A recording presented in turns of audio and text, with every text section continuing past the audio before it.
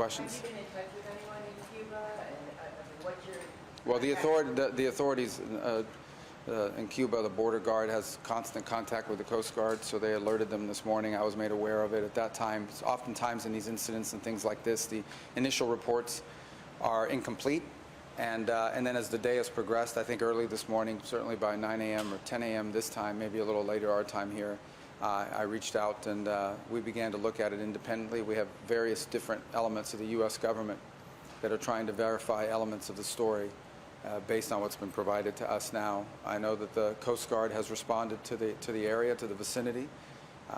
I'll need to get more fidelity and understanding from them once I get on the airplane about what exactly they're looking for. I don't know who has possession of the vessel, which is the first thing we would want to have. We obviously want to have access to these people if they are American citizens or U.S. residents. But I'm not going to speculate now because right now still a lot of the information that's out there is information that's been provided by the Cubans. We are going to verify that information independently and reach our own conclusions. So this was not U.S. government personnel, there was no U.S. government operation happening? No. Have you spoken to any Cuban officials about this? No. We haven't spoken directly about this now. No, I'm not going to comment about any conversations we've had on this topic. Suffice it to say what it's important to be out there and everyone needs to know is that we're going to have our own information on this, and we're going to figure out exactly what happened. And there are a number of things that could have happened here. But I'm not even going to, I was about to say, I'm not even going to speculate as to what it could have been. It's a wide range of things.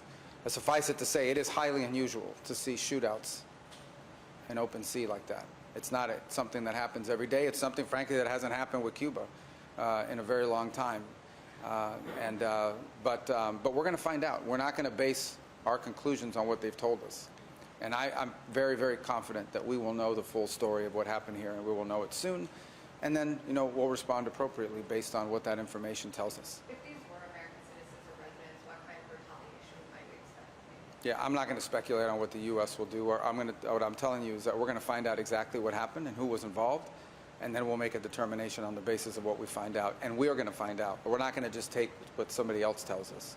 We're going to find out, and I'm very confident we will be able to know the story and be able to independently verify facts about it. Just to clarify, you found out prior to the post on X?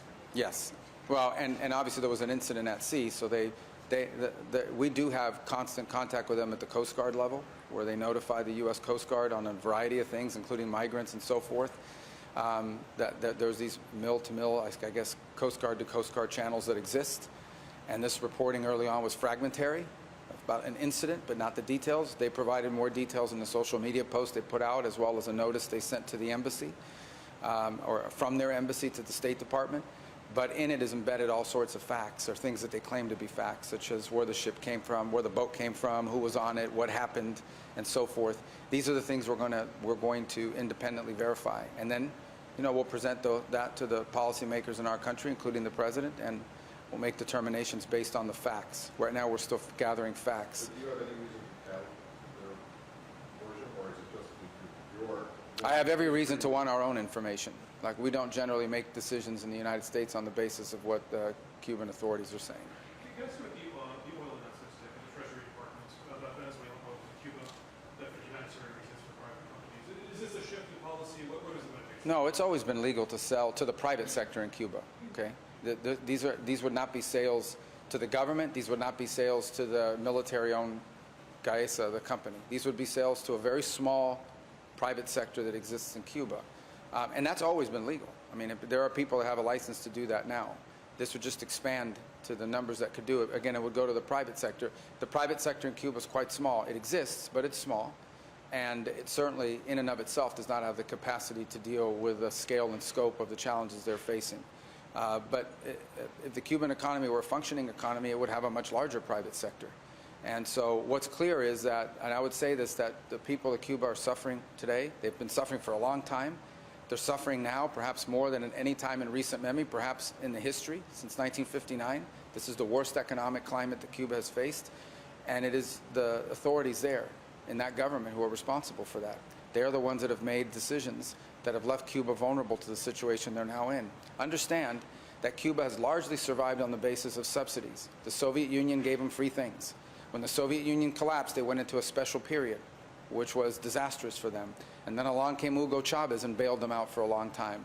When that sort of died off a little bit, the Maduro regime was providing them fuel, or they were providing them actually crude oil.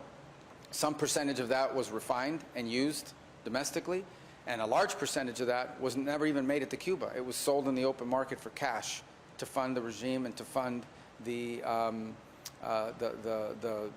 military-owned company. So the reason why Cuba's electricity grid was already in collapse, before Maduro was captured, it was already in collapse. The reason why things are as bad as they are is because they have an economic model that does not exist, that does not work, doesn't exist anywhere in the world. It is not functional. And the only way Cuba is going to have a better future is if it has a different economic model.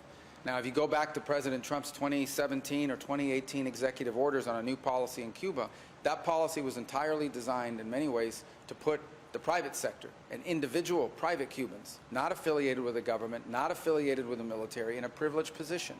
The reason why those industries have not flourished in Cuba is because the regime has not allowed them to flourish.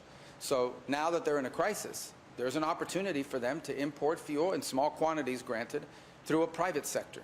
If we catch the private sector there playing games and diverting it to the regime or to the military company, if we find that they're moving that stuff around in ways that violate the spirit and the scope of these permissions, those licenses will be canceled. But it's the same reason why we provided humanitarian assistance. We provided humanitarian assistance in Cuba in the aftermath of the hurricane. We provided it through the Catholic Church, not through the government. We're prepared to do something similar when it comes to fuel through the private sector, the small private sector. But that alone will not solve Cuba's very dramatic problems that have been caused by 60-some-odd years of mismanagement, ineptitude, and a failed economic model. There's been some reporting that this was a boat, a private boat, that was trying to help some people escape Cuba. I don't know if you can comment on that, and if you can say whether you would advise people to not do that.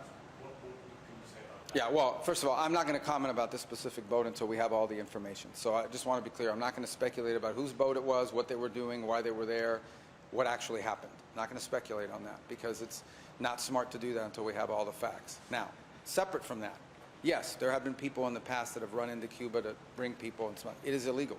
It is a violation of federal law to go and run people back and forth. And we've caught people doing that in the past. It doesn't normally lead to shootouts, to be honest with you. But I'm not claiming that's what's happened here. I don't know. We don't know. And it would be unfair for me and unwise to sit here and speculate it might be this and it might be that when we're going to know. We are going to know. And when we know, then we'll tell you and we'll do what needs to be done about it, depending on what it is.